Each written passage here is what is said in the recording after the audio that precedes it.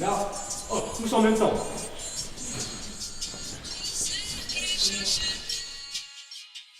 Alors pourquoi je suis venu la première fois à la capoeira? Simplement parce que j'ai rencontré le prof de l'atelier capoeira justement dans la mission locale, Foi conseiller, Richard, que me falou e aí apresentou ao professor. The first time I came to do sport, I like it. Et je voulais découvrir, je voulais voir c'était quoi la capoeira. Justement, je cherchais un atelier et justement ce prof est venu me voir en me renseignant justement un peu sur la capoeira. Et on discutait comme ça de mon problème d'audition parce que je suis malentendante. Et il me disait justement si tu viens à la capoeira, tu peux voir que ça peut t'aider à... Ça va pas régler ton problème mais ça peut t'aider. Et directement il m'a donné envie de venir voir, déjà de venir voir le premier jour. Et du coup j'y suis allée mais la première fois je suis partie en touriste, hein, si tu veux, j'y croyais pas du tout. En plus j'ai beaucoup d'appréhension, peut-être une petite mauvaise image de moi en question sport parce que je suis pas du tout sportive. Et du coup j'y suis allée mais je suis partie en jean, je me suis pas mise en condition. Et quand je me suis rendu au premier atelier, j'ai vu que ça m'a plu et c'est là que j'ai continué. Je vais vous expliquer comment se passe un cours de capoeira. En fait, on se rejoint à la mission locale et on va tous ensemble dans le lieu d'entraînement. On se rejoint à la mission locale pour aller au Ballet du Nord ou au pôle de Shepherd. Et du coup, ça nous permet de ne pas rester dans notre coin. Ça nous oblige d'une certaine manière à communiquer avec l'autre. Et on se dit, on se check, on se dit bonjour. Elias nous présente la capoeira, donc l'histoire, pourquoi ce que ça lui a apporté, ce que nous, ça peut nous apporter. Une fois arrivé sur place, on constitue un cercle. Moi, je m'assois, ils s'assoient en cercle. Et on fait toujours un tour de présentation. Et je leur explique que d'une part, c'est pour apprendre à se connaître, parce qu'il y en a que je connais et d'autres que je ne connais pas du tout. Et d'autre part, que dans ce contexte de réinsertion professionnelle de la mission locale, j'explique qu'il est important de savoir se présenter, que ça, c'est un savoir-faire qui est évident peut-être pour certains et qui est un véritable exercice pour d'autres. Et aussi, il y en a qui ne parlent pas forcément la même langue. Du coup, ils parlent dans leur langue. On essaie de traduire comme on peut. Je leur explique c'est quoi la capoeira, je leur explique un peu mon parcours, etc. Chacun explique aussi son parcours de vie, ses projets professionnels. Ensuite, je vais me changer, tout le monde va changer. On fait l'entraînement ensemble, on trottine, donc il y a un temps d'échauffement. Ensuite, il y a un temps de séquence d'apprentissage. Et régulièrement, après, on fait des temps musicaux, donc avec les instruments que j'ai ramenés. Pouce, main, pouce, main. Souvent, ce qui va arriver, c'est ça.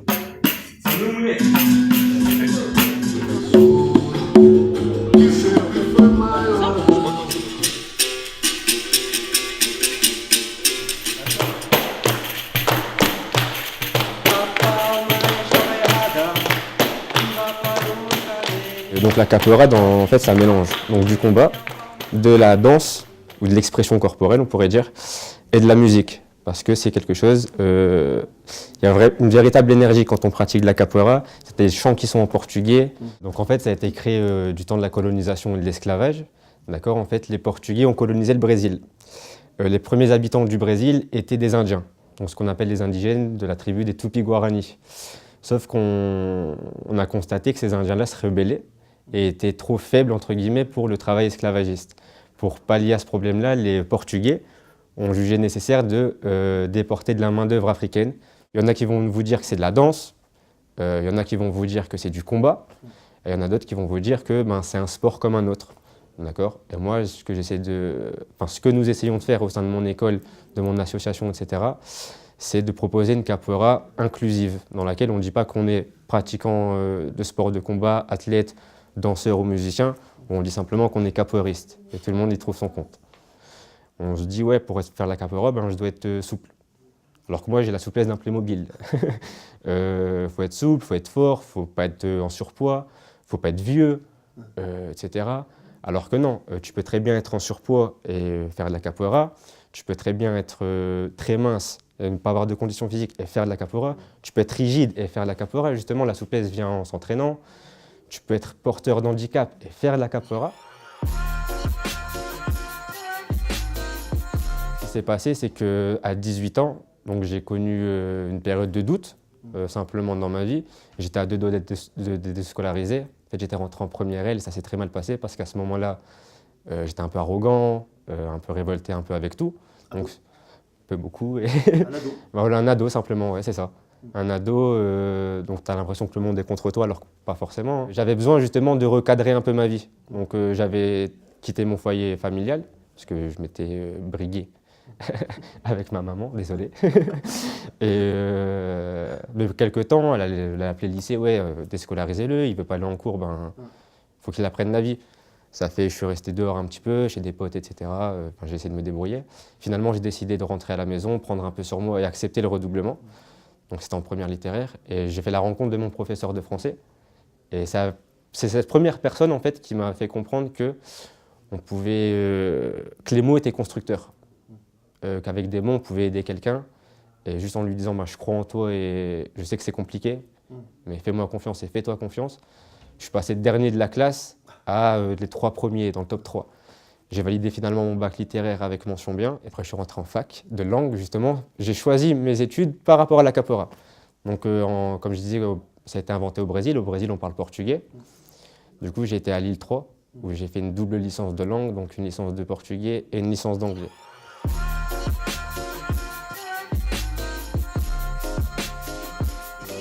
Alors, je l'explique par la capoeira et surtout par la rencontre de mon maître. C'est vraiment une personne qui a cru en moi. Donc en fait, c'est mon maître de capoeira, mais c'est aussi mon maître de vie. Ça veut dire quoi? Ça veut dire que il m'enseigne la capoeira. Tous les jours, je reste avec lui quasiment. C'est la personne avec qui je passe le plus de temps. Son fils, qui a 4 ans, m'appelle tonton. Pour moi, c'est mon premier neveu, Martin. Il m'enseigne la cuisine, enfin, des choses toutes bêtes. Et en fait, j'ai développé des compétences transversales. Et tout ce que j'effectue aujourd'hui, tout ce que je suis en train de réaliser, c'est grâce à cette personne-là. Merci Fuse. Et aussi grâce à la capoeira notamment. Et en fait, moi, toutes les compétences que j'ai développées et tout, je ne m'en rends pas compte. Moi, tout le monde, les interlocuteurs que j'ai, etc., les jeunes ou même les conseillers mission locale, on me dit souvent « Ouais, mais t'es jeune, tu vois pas tout ce que tu fais. Enfin, t'as un beau parcours pour ton jeune âge, en fait, à 23 ans. » Alors que moi, je vois pas du tout les choses comme ça. Comme je le dis souvent aux jeunes, hein, là, ce que je fais à la mission locale, donc c'est qu'un service civique, mais j'ai même pas l'impression de travailler, en fait. Enfin, je fais ce que j'aime, je fais des cours de capoeira, des ateliers de langue, je transmets aux jeunes et franchement, c'est pas pour faire le mec ou quoi, mais c'est un plaisir de venir au travail, quoi. En fait, je fais partie d'une association de capoeira justement qui s'appelle A Escola Capoeira, donc en français, l'école capoeira. À travers mon travail associatif, j'ai eu la chance d'enseigner la capoeira pour plusieurs types de publics. Dans un premier temps, des enfants. Ensuite des adultes, des adolescents, etc., pour différentes structures, mais aussi justement, comme je le disais, pour un public porteur d'handicap. Par exemple, j'ai proposé de la capoeira à un jeune homme qui avait 18 ans, il s'appelait Hassan, il était aveugle. Je travaille avec le foyer singulier pluriel pour les papillons blancs et les peuls, donc c'est un public porteur d'handicap, déficient moteur, etc. En fait, je me suis un peu retrouvé à la mission locale par hasard. En fait, donc justement, grâce à la capoeira, j'ai eu l'occasion de voyager un peu dans plusieurs parties du monde. Je suis parti au Brésil dans un premier temps. Et cet été, je suis parti à Singapour, donc en Asie. J'ai dépensé mon argent là-bas, etc. J'avais arrêté les cours. Et en rentrant, je me suis dit, je vais faire quoi en fait? Parce que là, j'ai arrêté la fac de sport. Qu'est-ce que je vais faire? Je suis venu m'inscrire à la mission locale en fait. Mon conseiller m'a directement proposé, en voyant mon CV, écoute, est-ce que tu n'as pas envie de faire un service civique à la mission locale? Et durant mes 2 semaines d'insertion, j'ai été amené à réaliser donc mes plans d'activité dans lesquels j'avais proposé la capoeira.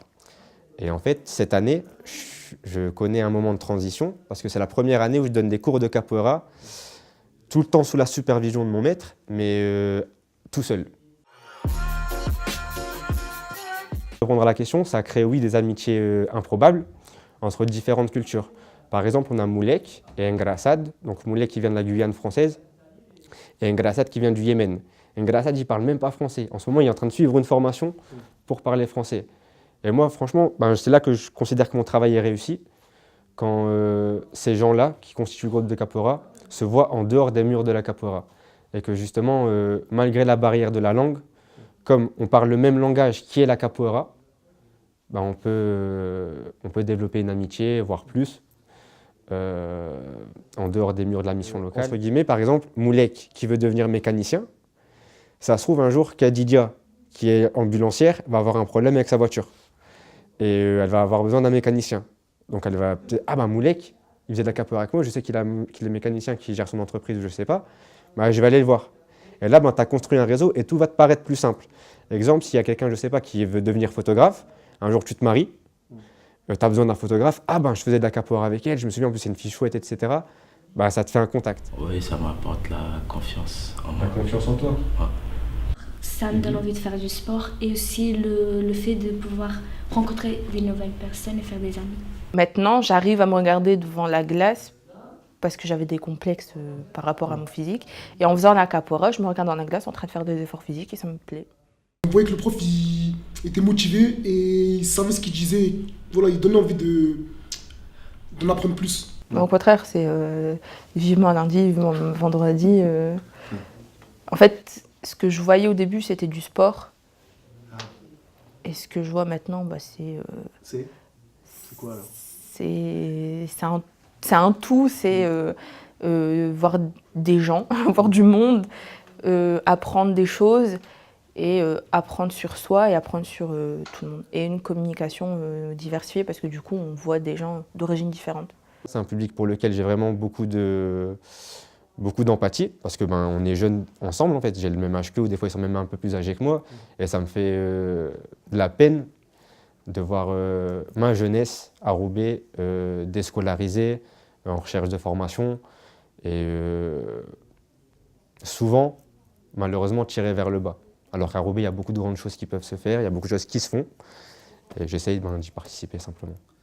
Salve capoeira. Et vous allez répondre salve. D'accord? Salve capoeira, salve. Salve capoeira. Salve. Obrigado. La capoeira c'est tout. Je vais dire la liberté. J'ai l'espoir. L'espoir. Confiance. Confiance. Moi, je dirais la répétition, l'histoire. Enfin, on répète un peu, on n'est plus en période d'esclavage, mais on est en galère et on s'entraide.